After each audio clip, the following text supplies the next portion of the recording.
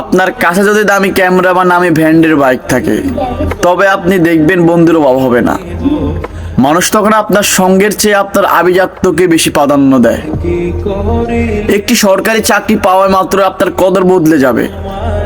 তখন শুধু মেয়েরা নয়, তাদের বাবারা আপনাকে পছন্দের তালিকার সবার উপরে রাখবেন। মাসে মাসে দামি শাড়ি আর গহনা উপহার দিতে পারলে আপনি আপনার স্ত্রীর কাছে হবেন পৃথিবীর সেরা স্বামী। ঠিক তেমনই সন্তানদের সব আবদার মুখ বুজে পূরণ করতে পারলে আপনি হয়ে উঠবেন তাদের সেরা বাবা।